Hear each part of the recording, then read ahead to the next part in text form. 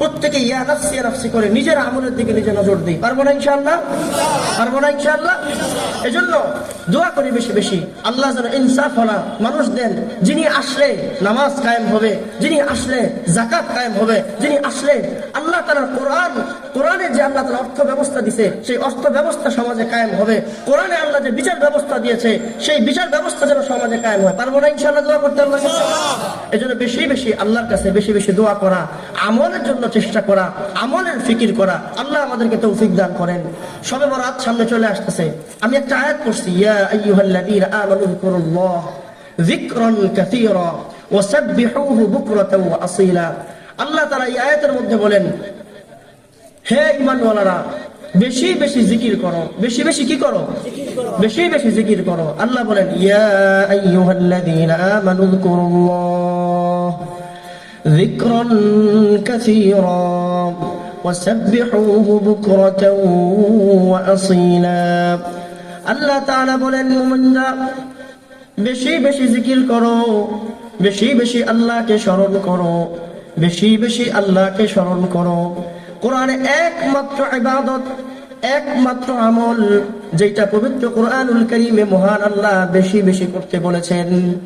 অন্যান্য সকল আমলগুলোর ক্ষেত্রে আল্লাহ বলেছেন তোমরা এই আমলটা সুন্দর করে করো, উত্তম ভাবে করো, কিন্তু একমাত্র জিকিরের ব্যাপারে আল্লাহ বলেছেন এই আমলটা বেশি বেশি করো।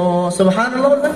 বলেন লা ইলাহা ইল্লাল্লাহ, লা ইলাহা ইল্লাল্লাহ। করেন ভাই সবাই, লা ইলাহা ইল্লাল্লাহ, লা ইলাহা ইল্লাল্লাহ, লা ইলাহা ইল্লাল্লাহ।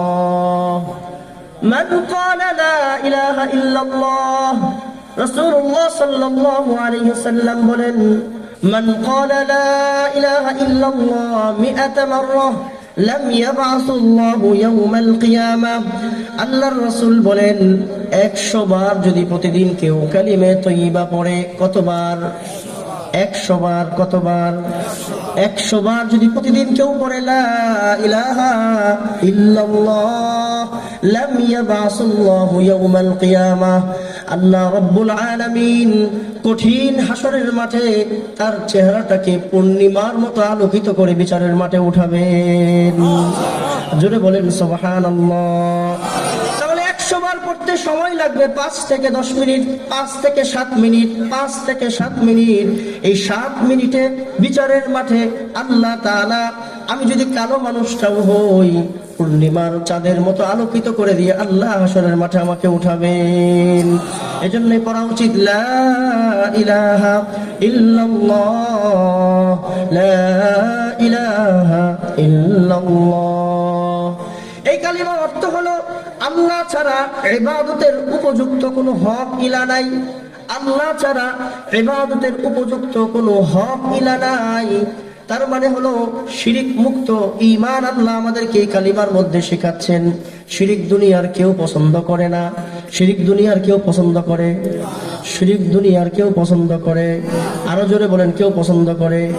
শিরিক মানে শরীক করা, অংশীদার করা, সমকক্ষ করা, সমান মনে করা, সমান তালে চলা।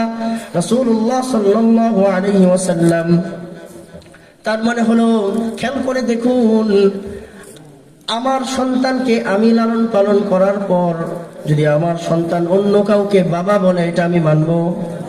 আমার স্ত্রী যদি আমাকে স্বামী না মনে করে, অন্যকে স্বামী মনে করে, অন্য কোনো পুরুষের সাথে ফষ্টি নষ্টি করে, এটা আমি মানব? তার স্বামীর জায়গায় অংশীদারিত্ব আমি পছন্দ করি না। সন্তানের জায়গায় আমার সন্তান আমাকে বাপ না বলে অন্য কাউকে বাপ বললে এটা আমি মানতে পারি না। এজন্য হলো আহকামুল হাকিমিন রব্বুল আলামিন, রব্বুস সামাওয়াতি ওয়াল আরদ, রব্বুল মাশরিক ওয়াল মাগরিব। আল্লাহ আসমানের মালিক, জমিনের মালিক, হায়াতের মালিক, মউতের মালিক, সারা দুনিয়ার সব কিছুর রব হলো আল্লাহ। সেই মহান আল্লাহ রব্বুল আলামিন শিরিক কখনো পছন্দ করে না। এজন্যই এই কালিমার এত পাওয়ার। 80 বছরের কাফের যদি একবার পড়ে লা ইলাহা ইল্লাল্লাহ, 80 বছরের গুনাহ আল্লাহ তাকে মাফ করে দেন।